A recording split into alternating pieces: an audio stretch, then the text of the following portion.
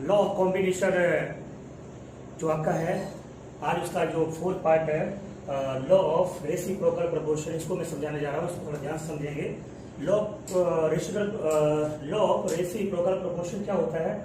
Suppose करेंगे इसमें जो है हम तीन एलिमेंट को लेते हैं। सपोज करिए यहाँ पर मैंने एलिमेंट्स लिए हैं carbon, hydrogen and then oxygen.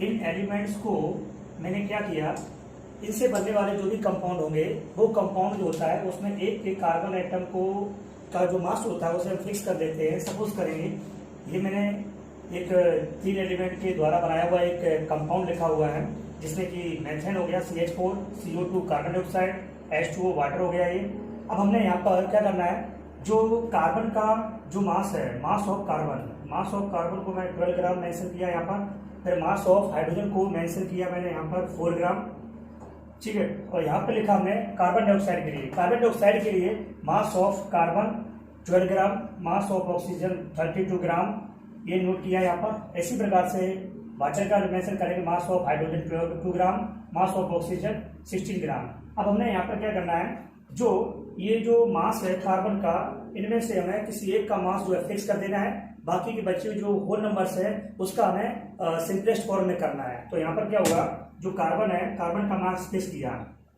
Mass of carbon fixed, इसका मास फिक्स कर दिया। अगर ऐसा किया है तो फिर बचा हुआ क्या हुआ, यहाँ पर एलिमेंट हाइड्रोजन हुआ और ऑक्सीजन हुआ। तो यहाँ पर हाइड्रोजन, मास ऑफ हाइड्रोजन को हम रेशो में लेकर के आएंगे, और मास ऑफ ऑक्सीजन होगा यहाँ पर मास ऑफ ऑक्सीजन। तो हाइड्रोजन का मास कितना है, यहाँ पर 4 दिया गया है, 4, एंड ऑक्सीजन का जो मास यहाँ पर दिया गया है वो 32 ग्राम है, 32 दिया गया है, 32 ग्राम ऑक्सीजन का। क्योंकि हमने यहाँ पर जो दो कंपाउंड रखे, इस कंपाउंड में एक का जो है मास हमें फिक्स करना है। तो यहाँ पर 12 है, यहाँ पर भी 12 है, इसका मास हमें फिक्स कर देते हैं। और बाकी बचा हुआ जो एलिमेंट है उसका जो मास होता है वो नेक्स्ट जो कंपाउंड बन रहा होता है उसके मास के, उसके रेशो के इक्वल होता है। तो यही जो होता है लॉ ऑफ रेसिप्रोकल प्रोपोर्शन दिया गया है। अब यहाँ पर देखिए सिंपलेस्ट करेंगे, यहाँ पर कितना होगा, 4 × 4 एंड 4 8 जार। तो ये जो है रेशो निकल के यहाँ पर आएगा, जो कार्बन, इसमें हाइड्रोजन और ऑक्सीजन का है।